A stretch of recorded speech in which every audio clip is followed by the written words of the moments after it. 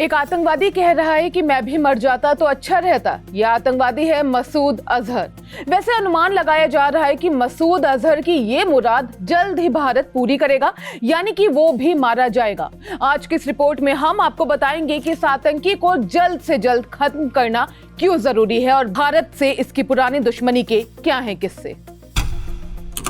मसूद अजहर ने आज तक पाकिस्तान में बैठकर अपने आतंकियों के दम पर भारत को कई घाव दिए हैं। साल 2000 में मौलाना मसूद अजहर ने कराची में जैश-ए-मोहम्मद की नींव रखी और उसका सिर्फ एक ही मकसद था कि जम्मू कश्मीर को पाकिस्तान में मिलाया जाए। हालांकि पाकिस्तान सरकार ने दुनिया को दिखाने के लिए साल 2002 में जैश-ए-मोहम्मद पर बैन लगा दिया था, लेकिन यह आतंकवादी संगठन उसके बाद भी काम करता रहा है। आज तक जैश-ए-मोहम्मद के ही आतंकियों ने भारत पर कई बड़े हमले किए हैं। जैसे दिसंबर 2001 लश्कर-ए-तैयबा और जैश-ए-मोहम्मद ने मिलकर दिल्ली में भारतीय संसद पर हमला किया।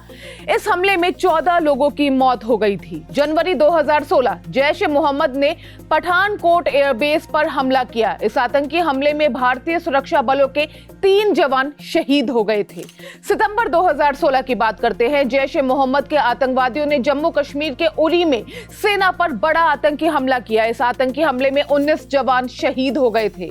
इसके बाद भारत ने पीओके में सर्जिकल स्ट्राइक की थी और आतंकियों की लाशों का ढेर लगा दिया था। फरवरी 2019 की बात करते हैं। जैश के आतंकवादियों ने पुलवामा में सीआरपीएफ के काफिले को निशाना बनाकर आत्मघाती हमला किया, जिसमें सीआरपीएफ के 40 जवान शहीद हो गए थे। इसके बाद भारत ने बालाकोट एयर स्ट्राइक को अंजाम देकर आतंकवादियों और पाकिस्तान को कड़ा संदेश दिया। और पहलगाम हमला, माना जा रहा है कि 22 अप्रैल को पहलगाम में पर्यटकों पर हुआ आतंकी हमला भी जैश-ए-मोहम्मद और लश्कर-ए-तैयबा के सपोर्ट से ही हुआ है। अब थोड़ा और हम फ्लैशबैक में जाते हैं। एक वक्त ऐसा भी था जब ये खूंखार आतंकी भारत की जेल में पड़ा सड़ रहा था और इसके साथ ही आतंकी किसी भी हालत में इसे भारतीय जेल से निकालना चाहते थे। दरअसल 1994 में ये भारत के हाथ लग गया था।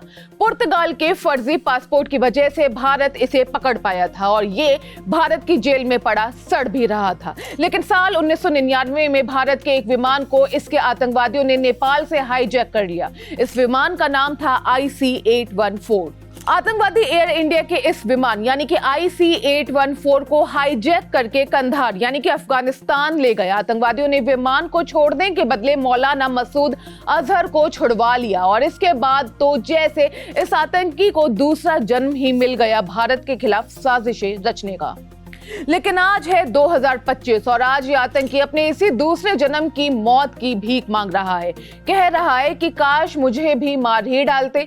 वजह है ऑपरेशन सिंदूर। पहलगाम आतंकी हमले का बदला लेते हुए भारतीय सेना ने पाकिस्तान और पीओके में आतंकी अड्डों को मिट्टी में मिला दिया। ऑपरेशन सिंदूर के तहत की गई इस कार्रवाई में मोस्ट वांटेड आतंकी मसूद अजहर के परिवार के 14 लोग भी मारे गए। BBC उर्दू की रिपोर्ट के मुताबिक मसूद अजहर ने बयान जारी कर कहा कि मैं भी मर जाता तो खुश नसीब होता। आपको बता दें कि इस बार ऑपरेशन सिंदूर में आतंकी रऊफ अजहर की भी मौत हुई है। रऊफ IC-814 प्लेन हाईजैक का मास्टरमाइंड माना जाता रहा है। कुल मिलाकर ऑपरेशन सिंदूर के जरिए कंधार हाईजैक का भी बदला पूरा हुआ।